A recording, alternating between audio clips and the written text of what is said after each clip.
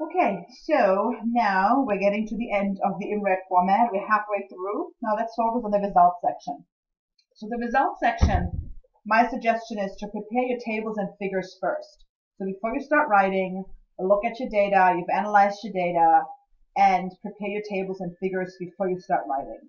Because that will help you to determine what you want to focus on in your narrative. I would then say step back and ask yourself, what's the big picture? What are major trends? What relationships are evident? Because those are things you want to start writing about in the results section, and ultimately later on in the discussion, explain what their relevance is. Right here, you're just focusing on what the results are without any kind of larger analysis interpretation. So summarize what the data show. And then again, as I just said, most importantly, I've mentioned this, I think the previous section, do not just repeat the numbers that already are in the tables and figures. So highlight numbers, key numbers when appropriate, and then let readers themselves go to the tables and figures for more details.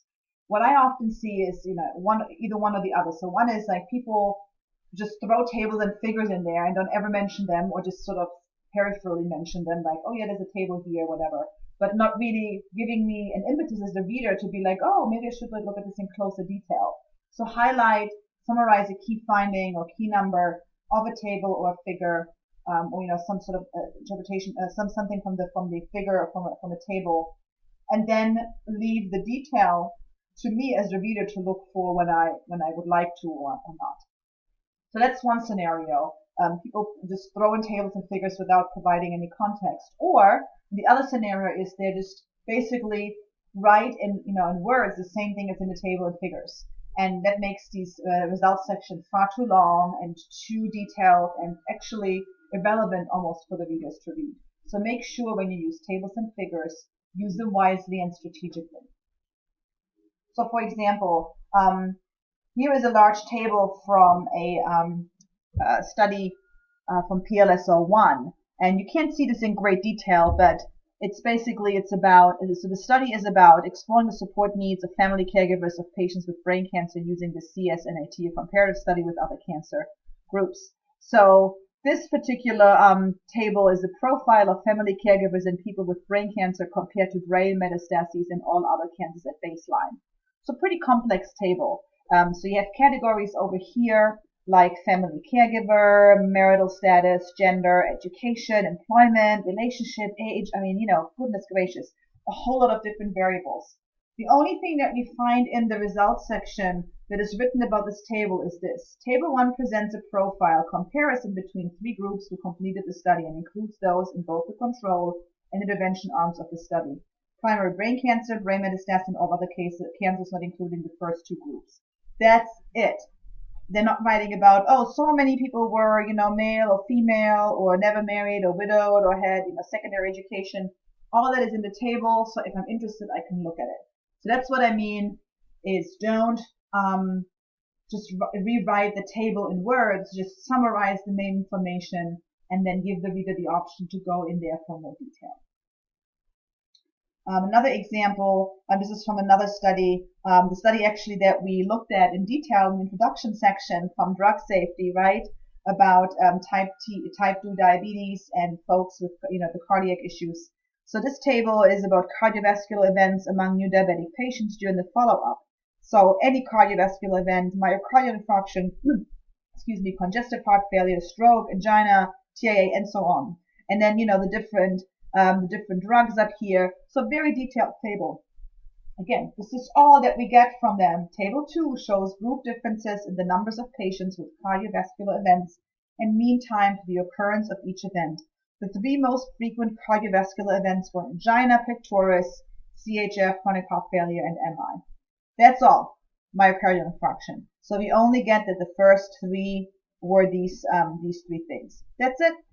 So angina pectoris, congestive heart failure, myocardial infarction. So that's all. So we just get an idea of this is the most occurring ones, and lots more detail on this stuff in the table that I, again, as a reader, can make the choice to look at or not.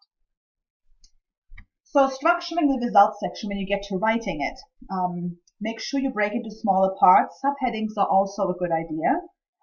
Highlight differences between results and percentages in the text. If given in absolute numbers in table, so there should be none in here. or describing numerical values such as twice as large. So basically, you don't want to overwhelm your reader with gazillions of numbers in there. So make sure you express them in a more narrative way, or express the relationship in a more narrative way. Highlight or repeat only the most important numbers, right? I mean, I think the feedback I see a lot from editors and reviewers is it's just too much detail. It's hard to really follow what's going on there. You're still telling a story in the results section. Now, it's not as much of a narrative story as the intro or discussion, but you're still telling a story. And you want to set up your discussion section and your results section already, because in the discussion section, you're going to talk about the results that you're just writing about in this results section. So make sure you focus on the most relevant results and findings. You want to make sure you include negative or control results, right? That's a big no-no if you don't do that. It's a huge red flag for reviewers. Also, make sure you use the term significant only when you're describing statistically significant results. It's such a loaded term in science. Make sure you only use it when you talk about results that are statistically significant based on the p-value. You also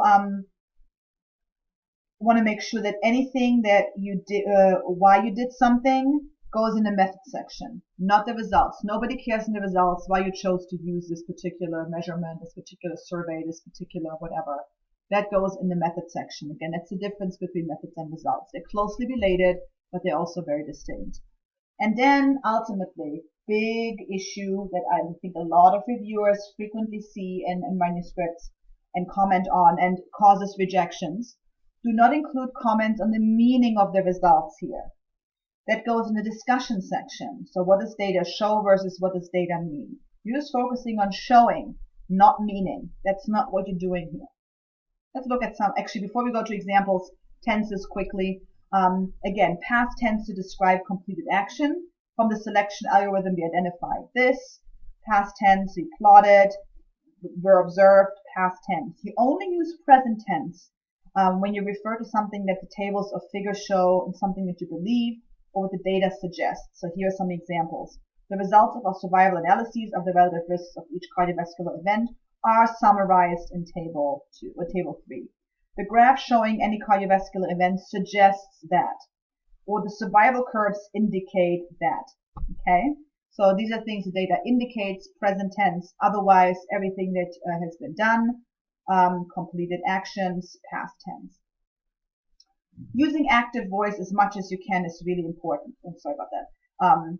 So I have an example here. Oh, I forgot to cite from where this comes from. I think this comes from the drug safety study on the TZDs and the cardiac issues with diabetes 2 patients. So we plotted the first graph for each outcome shows active voice survival curves indicate again present tense, shows a present tense also, and also active voice.